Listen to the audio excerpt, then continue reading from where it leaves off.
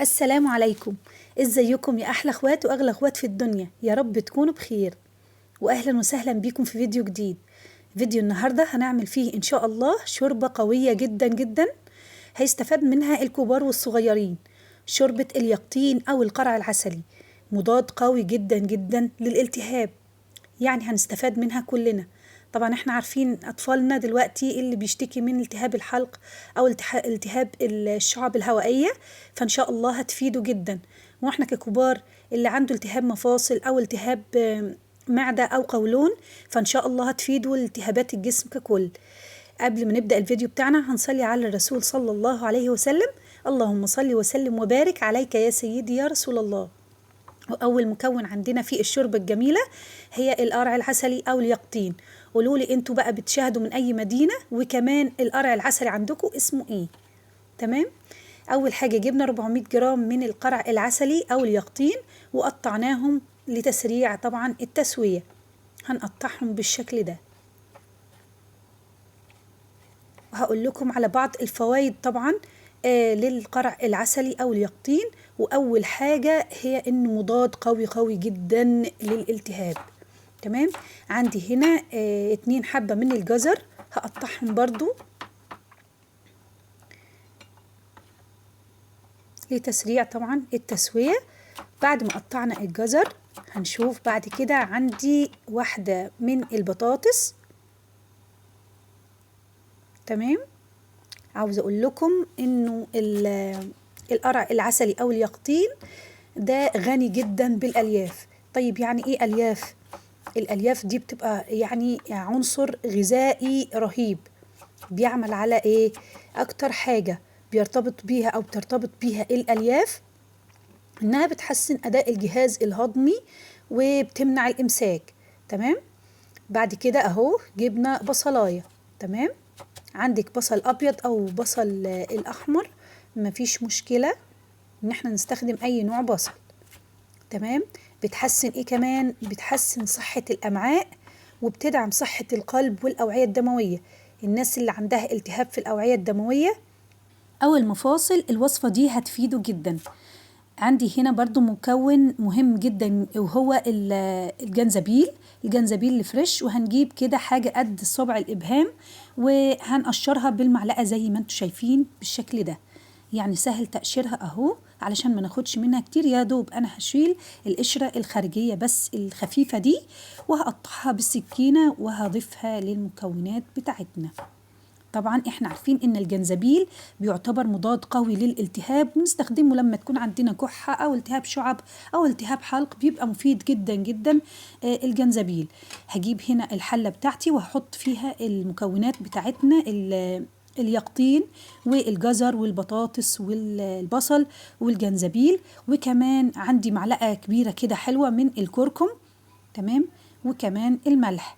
عندي هنا 40 ملي، طبعا هي مش باينة، هي مدرجة، بس هي 40 ملي من زيت الزيتون أو 4 ملاعق كبار. تمام. بس كده. وهنضيف المية بتاعتنا وهنحطها على نار.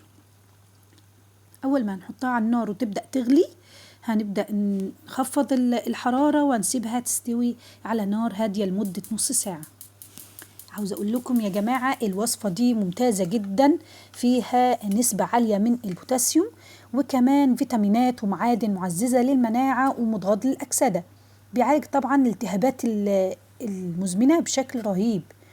تمام. الوصفة دي ممتازة، مش عاوزاكم تفوتوها. طبعا عاوزة لايكات كتير علشان توصل لعدد كبير من الناس علشان يستفادوا منها.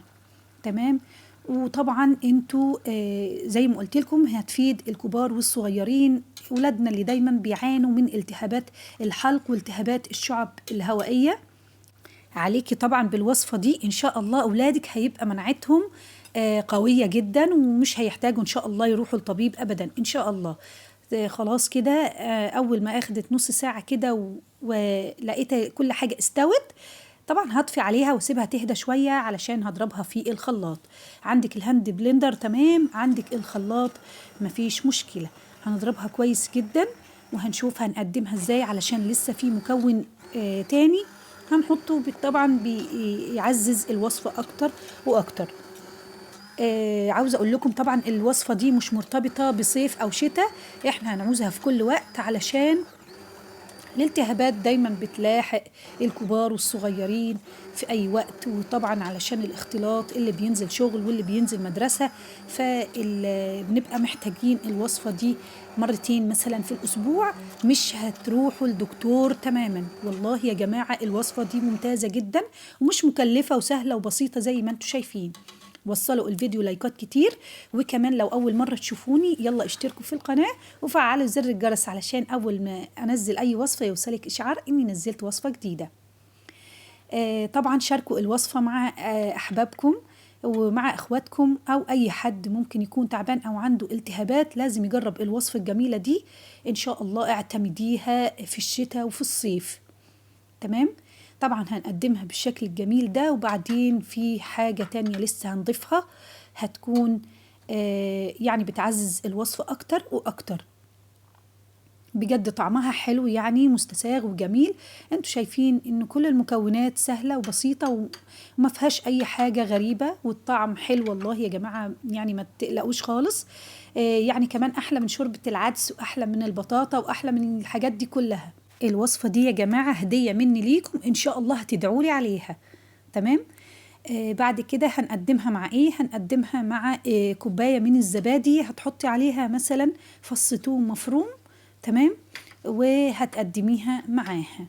بس كده هنشوف هنقدمها ازاي. زي ما شفتوا في اول الفيديو هنحط كده معلقة في النص او من فوق على الشوربة بتاعتنا.